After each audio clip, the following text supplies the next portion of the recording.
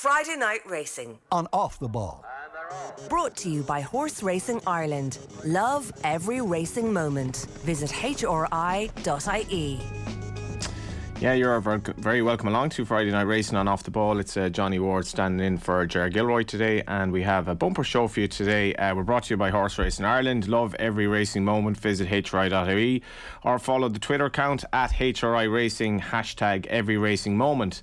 Now, next year it'll be 270 years since the first steeplechase took place. It was a race, a match indeed, that involved a couple of friends who had a bet, and that was between Doneraile and Buttevant. I think they started off in Buttevant and ended up in Doneraile. And 269 years later, Doneraile's finest son, Darragh O'Keeffe, is leading the jockey standings in Ireland, and he's going to come on the show about to talk to us about Bob Bollinger, who he rides at Goran tomorrow, and about his lead indeed at the top of the jockey standing so far. Later on, we'll have Thom Malone to come in to discuss what's been a little bit of a controversial week in racing, and the Tote 10 to follow as well ahead of the jumps. But before all of that, Darragh O'Keeffe is no stranger at all to going through his mounts. He's 7 rides at Goran tomorrow. I think he's 4 at Navan on Sunday. But we found a video that goes back to Glen Bay in 2015. This man is a pro at the game.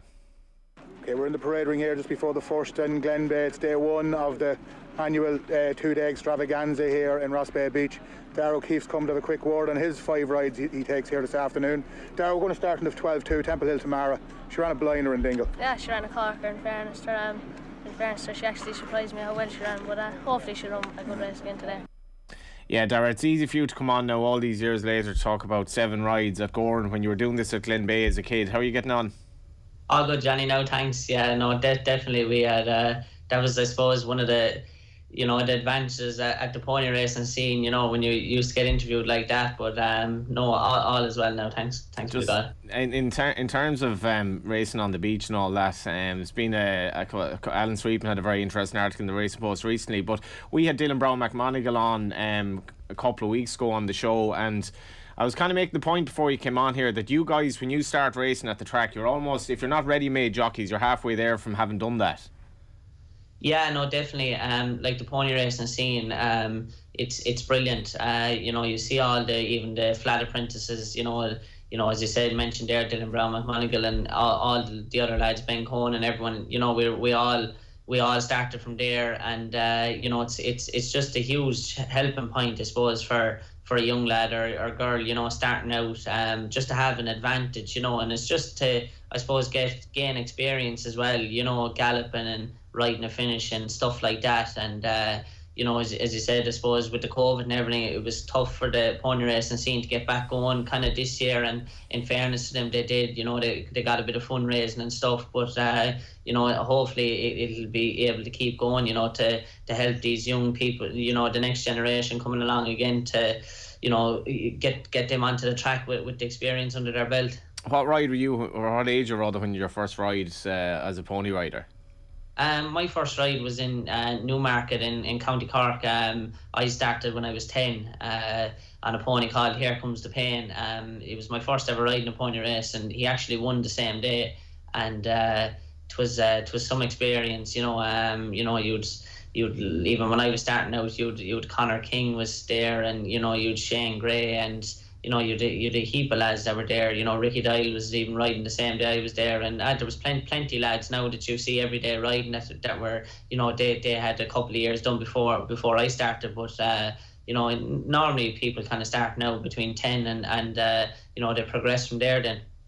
Obviously, Dylan raced away with the apprentice title on the flat. Has there been much chat about this prodigy in the National Hunt game? I know you've come through yourself. You've had an unbelievable time of it, but I guess he's created some headlines already. Yeah, definitely. Even when Dylan was pony racing, you could see that he was very good. And again, you could see, every year that he was improving, and that's it with the pony racing as well. It's if you do it for a couple of seasons, you have you kind of, you're able to improve your riding each season or each weekend, which is very beneficial. And as you said, he's burst onto the scene, and I'm sure even he tell you that the pony racing was a huge help to him on getting the, you know what I mean, the experience and everything coming to the track then. You are from proper national hunt country.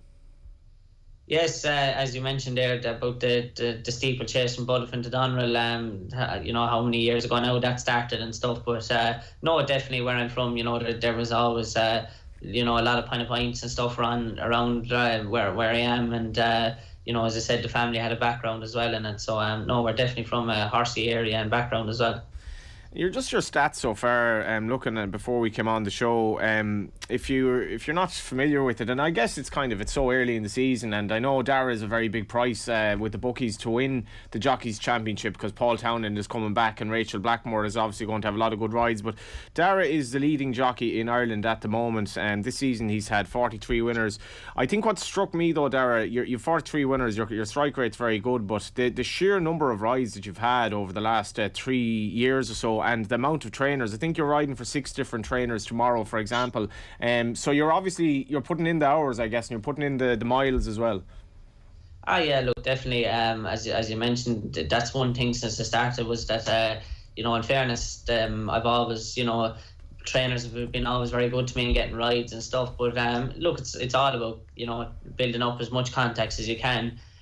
You know, trying to go to school and ride work for, you know, whoever needs you. And as you said, Gary Criven is my agent, and he's done a terrific job since I started to getting me, you know, a huge variety of rides from different trainers, and you know, it's a great help. And was it always, I suppose, likely that you'd end up going down the path of being the jockey, or is it in your family at all?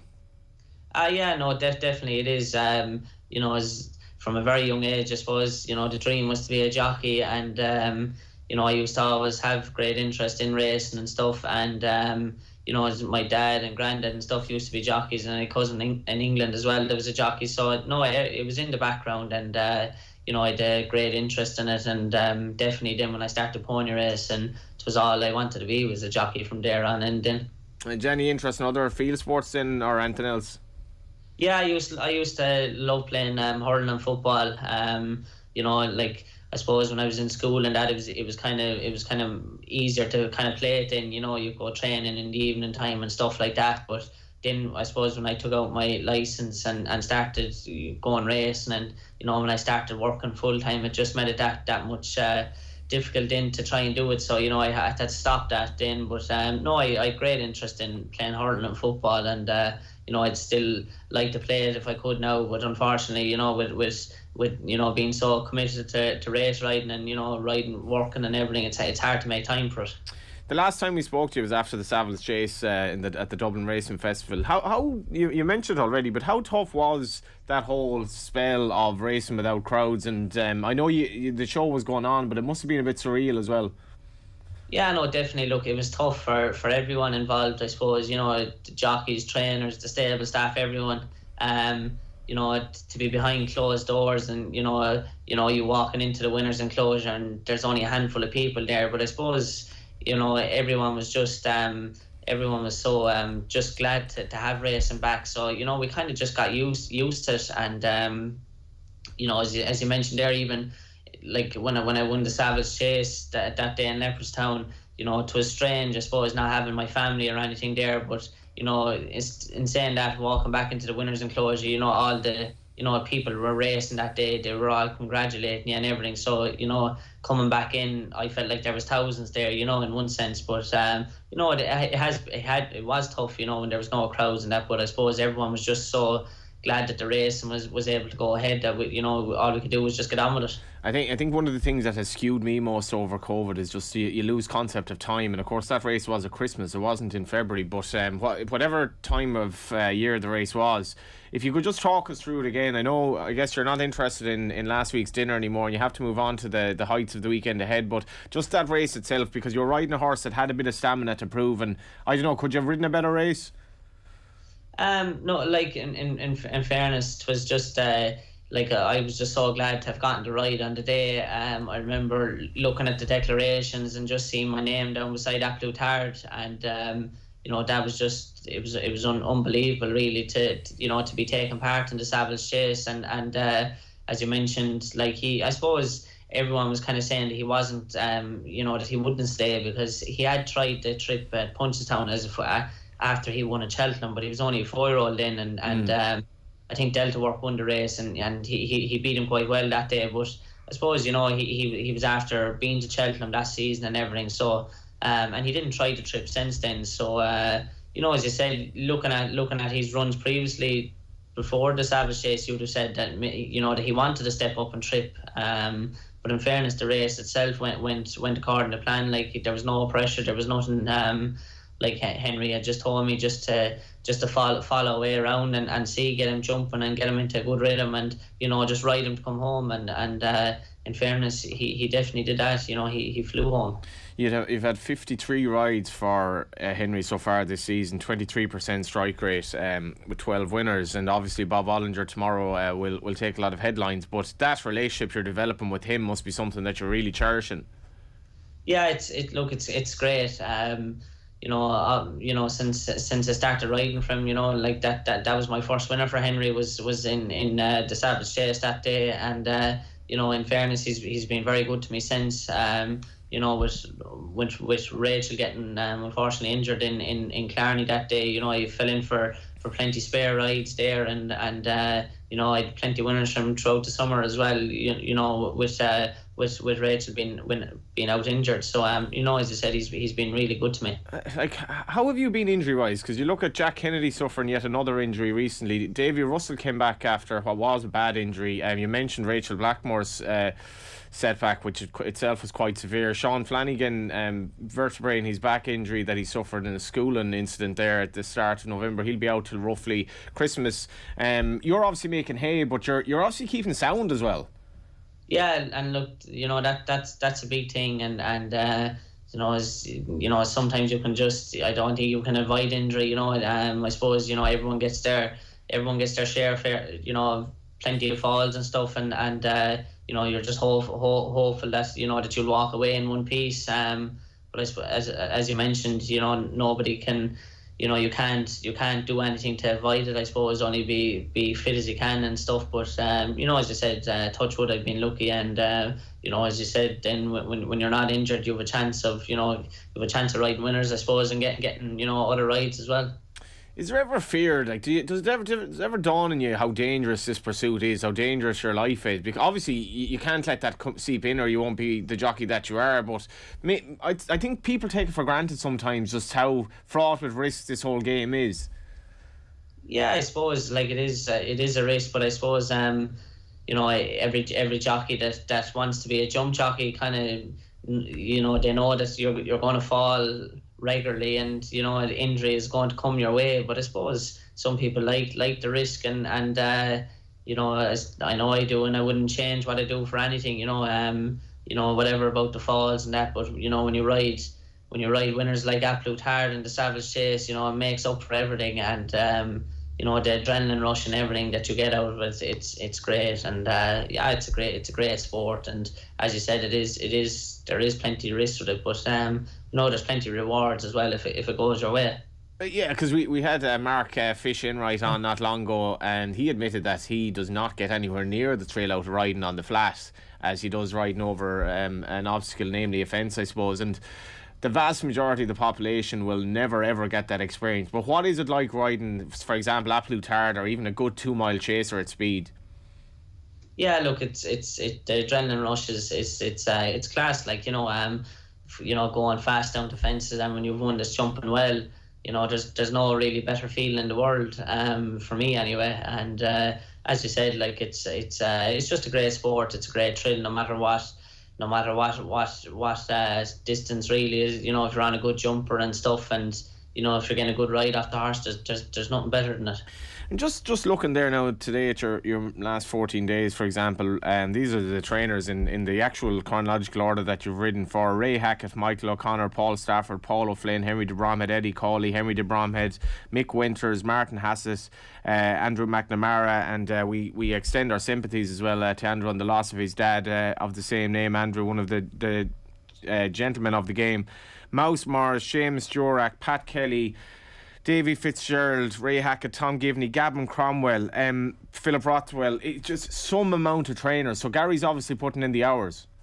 Yeah, Gary's like he's top class. In fairness, he's as you mentioned out the list there. The variety of trainers that I ride for, it's great, and he's been very helpful to me since I started, and in fairness, he definitely puts in the hours anyway. What's your attitude then to riding a 25 to 1 shot? We'll see you've 7 rides tomorrow now, so obviously you're not going to be on favourites all the time. Do you want to ride in every race, or are you already becoming a bit more choosy maybe? I know, like I'd as if Gary's happy for me to ride in whatever price they are, no matter what price they are in any race, as long as he's happy for me to ride them, then I'm happy, and I think, I'm only 21, so I don't think that, I'm in a position that I could be picking or choosing my rides, like I've seen it throughout the summer, you win on big price horses, and sometimes the favourites don't win, or sometimes you're riding an odds-on shot and you think that it's a certainty, but nothing's a certainty, and you could get beaten by the outsider of the field, so no, as my motto has always been that if Gary's happy for me to ride it, then I'm happy, So you're putting faith in your agent that he's not putting you on a yak at the same time, that he's putting you on something that there's some benefit to you here. Yes, exactly, and like even if you have to ride an outsider for a trainer that maybe could repay you, the following day or the following week with a horse that could have a chance, like every horse you ride for a trainer, they all can't have chances, you have to ride some horse that's probably that might be fairly moderate, but they have to be ridden as well. I think you have to show some bit of payback towards the trainer and ride them, as you said, you might have to ride one that might have no chance, but then next week it might repay, and with a horse that does have a chance. And do you essentially see yourself as a freelance jockey at the moment? Oh yeah, like definitely. As you said, I ride for everyone. Obviously, I'm associated with Sean and Bernardine Mulryan as well now, and I ride for them. But otherwise I ride for as different trainers, and as you see with all the trainers you mentioned there, I try to do my bit for them when I can as well. How did the Sean Mulryan link come up? I rode a couple for him in Punchestown one day, and then I was just chatting to him and stuff, and as I said, then he's a few horse in training now with Martin Brazel, and he's a few with Henry de Bromhead as well and stuff. So as I said, I had a couple of winners from there during the summer as well, and I've won from tomorrow as well, Lonesome Boatman in a maiden hurdle, and Sunday in Navan as well, I've a ride from. So it's a nice link up to have, and hopefully now we'll have a bit of success in the future. Yeah, and Sean, again, I think he's seen the good days and the bad days in the game, but famous colours, and often seen to victory in big races as well. Talking to Gavin Cromwell as well, he seems to be sort of spreading these jockeys around the season, and you're an example of that. I think you're in 1 day a week with Gavin, are you? Yeah, I tried to get into Gavin as well. He's plenty of horses. And he seems to be using plenty of jockeys as well, and he's using a variety of them. But in fairness to him, he's been good to me. Ridden a good few winners from over the summer there as well, and rode a winner from last week in Fairyhouse Gabinaco. So as I said, he's been good to me. So you must be flat out in terms of travelling all the time, yeah? Yeah, like that definitely. Every day I'd be somewhere. Whether you'd be in Henry's or Gavin Cromwell's, or even I'd be in Martin Brazel's, I'd be in Enda's. You try to juggle it where it suits when I'm going racing then as well. If, you know what I mean, where I could, if the race was up the country, I go into a yard that is close by or something like that, or then there's no race, and you try to maybe go somewhere in the morning and meet someone in the afternoon then as well. Without prying into your private life now, if you were on Tinder, you'd have to be fairly honest and say to the prospective partner, you're not going to see very much of me here. Well, you'd I suppose, or would you put it better than that? I suppose you definitely want to put it better than that anyway. I'd say you'd have no luck on Tinder, I'd say. I think, Sean, Darragh's answered that question very, very well, but how will you answer the question of riding? This is pressure now tomorrow. You're riding Bob Bollinger in the first race. Whether or not you're on Tinder tonight, whether or not you're having a date tomorrow night, this horse is already 5-2 favourite for the what was the Marsh Chase at Cheltenham. Obviously looked extremely exciting last season. Rachel Blackmore isn't riding in Goran tomorrow, which leaves leaves you open for the ride, and this is tremendously exciting. Yeah, look, it's unbelievable. You know, as you mentioned, you know, with Rachel going to Haydock and everything, and you can only ride at the one meeting in England now as well. So you know, it's great, and you know, I'm very grateful to Henry de Bromhead and owners Rob Core for putting the faith and putting me up in him. You know, he's a high class horse, and he's probably, you know, he's probably the most exciting novice chaser this year. So hopefully all goes well tomorrow, and as I said, I'm very much looking forward to it. I can't remember now when he was scratched the other day. You weren't down to ride him then, I presume? No, Rachel was down to ride him in Punchestown. I was declared, and the other horse, Mouse Morris's horse, French Dynamite. So that worked out quite well for you as well. Yeah, it worked out great. You know, on the day, he looked French Dynamite. He's a very good horse. You know, he's very good form last year in running good races in Grade 2s and stuff like that. And you know, we were looking at him. You know, you were always hoping that he turned into a better chaser, and I thought he couldn't have been any more impressive than the last day in Punchestown. He jumped really well and thought he won impressively. Always nice to win for Mouse. Yeah, Mouse, he's a great character as well, and you know, in fairness to him, he's a very good trainer, and you know, again, you know, you're great that you know, you're being put up on horses like him. You know, it's great. I'm actually at his son Jamie has a DJ set in Pygmalion later on. Do you reckon Mouse will turn up? Yeah, I'm not sure now whether that'd be Mouse's scene or not, but no, that's right. Yeah, I know Jamie. He's a good fella, and he's getting on well with the music. I think he'll go out for a cigarette, and Mouse will be there in the smoking area. But you never know anyway. But talk to me more about Bob Bollinger, like, because his performance at Cheltenham was sensational. It was one of those weeks when I suppose nothing could go wrong for Rachel. He was sent off 6-4 favourite, but it was his turn of foot and everything about him, and he's by Sholokov, who obviously was the sire of Don Cossack. People are wondering what this horse can do. Tell us about how he's schooled. Tell us about Henry's very despondent a lot of times. He's very he isn't the most enthusiastic about his horse's chances necessarily, but I'm sure even he can't be too downbeat about this lad. I know, sure, like what everybody has seen of him last year, you could not only have been impressed with him, you know, in all his runs really, and I suppose more so in Cheltenham, the performance he put in, I thought was spectacular. The way he won, you know, even being over there last year, even watching him, like, you know, even he was the one horse that went to the line, and you could have said that could have went around again almost, you know. Like, I thought it was a very good performance, and you know, I've schooled him the other day, and you know, in fairness, he jumped well, and everybody seems happy with him at home. So again, it's great that he's going, you know, having his comeback run tomorrow. You know, his first run since Cheltenham, and hopefully, as you said, he puts in a clear round and you know, puts up a good show. You strike me as somebody that would be well able to kind of you know, look to the future as well, and I guess you are reflecting on the fact that, like, I will or may lose the ride on this fella when Rachel comes back, but I am absolutely delighted to be riding him at any stage. Oh, definitely. Like, as you know, you know, in a jockey's career, you hope to find, you know, horses like Bob Bollinger and absolute hard to ride, but you know, as you said, you know, when you get your chance in them, you know, you hope to take that, and as you said there, you know, I can nearly guarantee I probably won't be riding the next day, but you know, to me, you know, it's just great to be getting the chance to ride him tomorrow, and you know, whatever happens after that then is out of your hands, but as long as tomorrow goes well, and you know, it's just it's a privilege to get a ride on such a high profile horse. Yeah, and I'm sure a lot of Celtic fans will be back in Lonesome Boatman in the maiden hurdle. This isn't a bad horse either for your retained owner. Yeah, no, it's Lonesome Boardman. He's after a couple of nice runs. He had a good run the last day in Galway.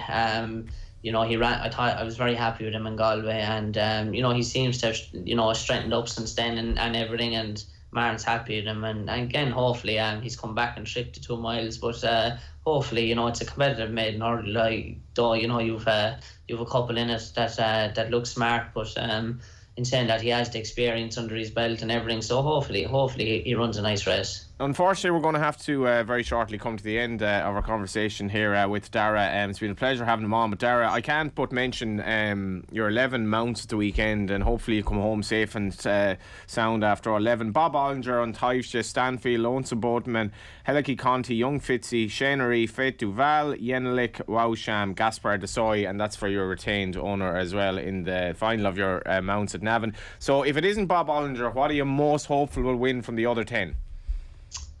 Yeah, look, said you'd be hopeful, Bob Bollinger, but I think I have a nice book of rides tomorrow. I think horse of Paul Trainer's Stanfield. I thought he ran well in Stansfield. Yeah, I thought he ran well in Fairy House the last day. He's a nice way tomorrow. He's only 10.5. I thought he might. It's not a big field. I thought he might have a chance tomorrow it's a small runner race, but it looks competitive. But I thought at 10.5, I thought he might have a squeak. And you still have a few hours in the day for a bit of crack that doesn't involve racing as well. Yeah, exactly. Sure, as you said, you might have a look at Tinder or something. Or keep an eye out. We don't know what's going to happen, but on whatever about the tender front, have a great weekend on the racing front, and buzzing for you on Bob Bollinger tomorrow. Cheers. Thanks very much, Johnny. Yeah, that's Darragh O'Keeffe, who's racing away, although I think you can still back him at 25-1 to be the top jockey. So he's cognizant of the fact that the big guns are coming back, but Darragh's racing away at the moment, leading the jockey standings in Ireland, and a top rider, a guy with so many years ahead of him and who has been free of injury. After the break, we're going to go to Thom Malone to talk a bit of racing and 10 to follow. Friday Night Racing on Off the Ball. Brought to you by Horse Racing Ireland. Love every racing moment. Visit hri.ie.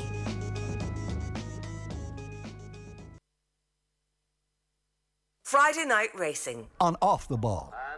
Brought to you by Horse Racing Ireland. Love every racing moment. Visit hri.ie. You're welcome back. Thanks to Darragh O'Keeffe for enlightening us there on what it's like to be flying high in the Jockeys Championship. Thom Bugsy Malone, how are you? How are you, Johnny? You well? I'm not going to lie, this is just cropped up on my screen here on the Racing Post. Tim Bailey's been approached about a new Netflix racing documentary, the sports version of Formula One's Drive to Survive, and the Gold Cup winning trainer is convinced it would do the sport a huge amount of good. I mean, this is a complete no-brainer. We've been saying this for ages. Racing's Drive to Survive. I mean, look, Drive to Survive, look what it did for Formula One. And Johnny, obviously we're racing fans and people are going mad for Formula One. So you think, well, my God, if you can do that to Formula One, imagine what you do with racing, considering all the amazing kind of storylines you get over the course of the year. And even if you consider that it culminates in Cheltenham and a real kind of, clash of Ireland and the UK and all of that kind of history associated with it, it's just it's the absolute no-brainer. It should be brilliant. Yeah, because I have been on here a couple of times. I think Joe and Ger, just to name but two, have mentioned Drive to Survive. I presume these people have somewhat, yeah, they know about Formula One, but it does seem to have changed. Like, people who'd no interest in it seem to have an interest in something they didn't think they had an interest in, and a lot of people could be bitten by the racing bug if they actually give it a try. Yeah, you have to think so. And as we said, there are so many kind of strands to racing that kind of get pulled together. You think about even the journey of a horse before it lands on the race course, the breeding side of it, the husbandry, where they go, the stories of how they go from, they're broken, they go to maybe a store sales ring, they go point to point and they get sold again at a big Cheltenham sale or something like that before they end up in one of the big yards. And, then you kind of track their career. Like this weekend we'll be at Navan, you'll be looking at who wins the Monksfield, thinking, the likes of Sam Crow and the horses that are ultimately going to be, roundabout favourites, you would think, for a Ballymore or an Albert Bartlett or something like that in 4 months' time. And it's just that journey. And it's something that really lends itself to a long-form documentary, you'd think, like I said, one that just balances over the course of a season and even over the course of several seasons, particularly National Hunt. And it's a great game to be involved in. I've been overwhelmed by the feedback after my little fall off my bike last week, and then during the week a friend of mine says the guy who runs the Specialised shop on the Naas Road, he bred Altior, and go out to see him, he might look after you. Who knows what might happen yet? The racing game is unbelievable, and the 10 to follow, if you were to win it like you did in a hack canter against me and the aforementioned Ger, is a bit of crack as well. Now we are kind of eating into the jumps one this season with myself, Ger and Danny Mullins, but you must have enjoyed your own kind of moment in the sunshine. You absolutely hacked up. Yeah, absolutely hacked up.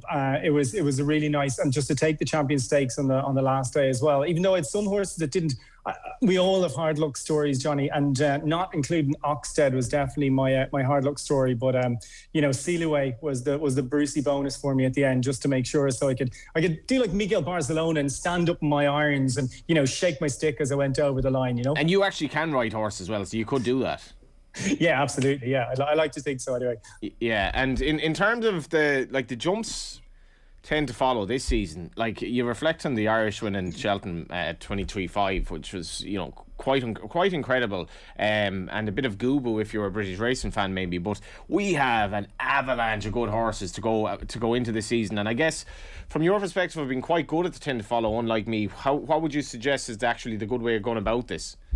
Oh, the weird thing about it, the one good thing is that you don't have to try and look through kind of all the bumper form, because there are very few novice hurdles involved. So it's kind of novice chasers. There's really strong. I mean, the Stayers hurdle, if we can get one Stayers hurdle kind of banker for the year, you think maybe a Time Hill, if he progresses from his run, like you pick up some amount of points for those staying hurdles.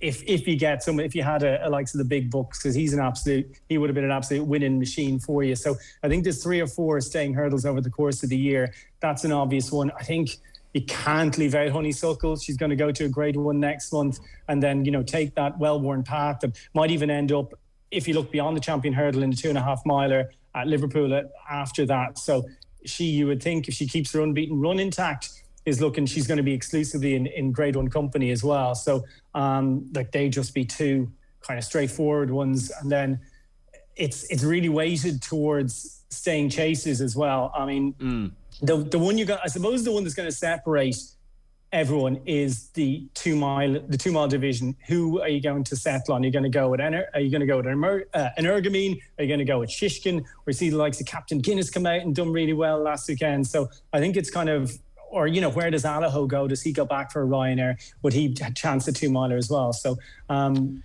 it's those grade 1 chases that are really going to make a difference, and obviously that starts this weekend with the Betfred Chase. Yeah, the Betfred Chase indeed. And just remember that Friday Night Racing is brought to you by Horse Racing Ireland. And in relation to the 10 to follow with the Toad, it's 0 points so far. The game is just getting underway. Himself, Darragh, and Danny Mullins will be competing, and obviously the money won will go to the Irish Injured Jockeys Fund. And you can visit toad.ie to keep an eye on the 10 to follow leaderboard and to enjoy Toad Guarantee on all Irish and UK racing. I know Navan is a track that's close to your heart, and we had Noel Mead on last week celebrating 100 years of what for me is an iconic and I think it's a bit of an icon, really, or a bit of a treasure in County Meath's Navan Racecourse. And Troytown on Sunday, it's another kind of competitive renewal. Some very, very good horses taking each other on over hurdle as well. Hollow Games and Ginto from the same stable. It's going to be a hell of a card on Sunday, Tom.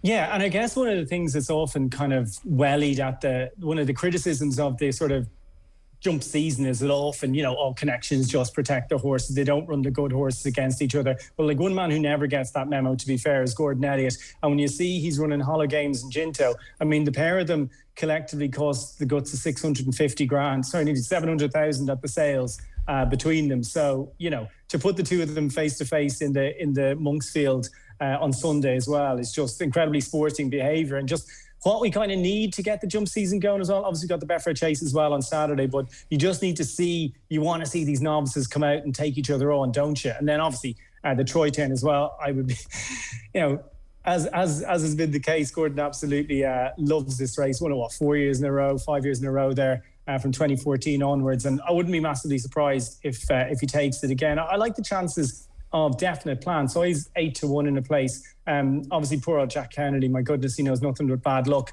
He's injured again. Gave the horse an absolute peach in Cheltenham when last seen. He's obviously as tricky as they get, but replacing Jack with Dennis O'Regan is certainly no loss. And like, if there's ever a man to just trick a horse round and like literally trick him into winning a race, it's surely Dennis O'Regan. So at 8-1, I think Definite Plan can keep Gordon Elliott's grasp on the Troy 10 going. Yeah, I referenced Jack as well in terms of, as you say, he's had a catalogue of injury mishaps, and obviously another one again, but his boss Gordon Elliott, 17 runners at Navan, and I think Willie might have 4 or 5 runners, Willie Mullins. So at this stage of the year for Gordon as well, it is a case of trying to strike while basically your main rival is just creeping into getting his horses back. Yeah, it's been pretty strange. You look at Willie Mullins, he's only had 3 runners in the last, 17 runners and 3 winners in the last, 3 weeks. Gordon Elliott's had 108 runners and 27 winners in the last 3 weeks. So it's obviously a completely different battle plan the pair have for their stable. But obviously Gordon has just huge numbers, and Willie very much tapering those horses and their performance towards those big money races, just like you'd have in the 10 to follow over the course of the season. Like, you know yourself, Willie, like even next weekend we've got Fairyhouse coming up, and Willie Mullins won't be nearly as well represented as the likes of Gordon Elliott will. But then once you come the following week, we get to Punchestown, and then we're looking into Christmas, and that's when the weapons start to be unholstered, I suppose. Yeah, I quite like Lord Royal in the Troytown, and that's the Ladbrokes Troytown Handicap Chase 250. I just think he's run at the track 2 runs back when he had a very nice horse. The Big Dog in third is interesting. But Tom, before we finish up, it is that time of the week where we talk about some news that we rather wouldn't talk about. But you know, this is racing, and a lot of Sundays now you're reading either the Sunday Times or the Sunday Independent, expecting there to be further bad publicity. And if sex sells, so does this. This is what people are interested in. And obviously we have the story about John Warwick, and he was at the centre of a drugs controversy after the Department of Agriculture, Food and the Marine personnel and Gardaí removed prohibited medicines from a County Kildare yard at which he is based last week. He's a 74-year-old man, and there are lots of kind of recriminations here. Who's been there, who's been using his services, so on. A lot of this is fairly benign, but you know, you can read about this online, and I have to be careful about what I say about this, but it's very, very grey. But I think we can all say it's not great for racing's reputation. No, it's not. And the individual in question, I mean, some of them more kind of eye-opening suggestions about this case are that how the surveillance came to be. And it was reported this week that a group of English trainers had actually hired a private investigator to follow him to Ireland. And then when some trainers denied accessing the yard, journalists approached and said, well, actually, there's photographic evidence of your boxes in and out of the yard. So that's an intriguing part of it. I mean, the notion that it's like I said, there's not much we can say. The individual in question, I mean, sort of his claim to fame in the past is that he treated Snow Fairy for these tendon injuries, and he's sort of a tendon specialist. Now, generally, if a horse gets a tendon injury, it's a very, very bad thing. And, you're talking about best case scenario, sort of 8 months out. By the looks of things, this guy's treatment and the lasering he does, they might be back in 5, which, when you consider how short a horse's career is and how short a season is and how few opportunities there are, that's obviously a massive selling point for someone. So it should also be pointed out that Snow Fairy did actually lose the Prix Jean Romanet for failing a drugs test. So that should be noted as well. Again, who is involved here and what is involved, it's just going to take absolutely ages to come out.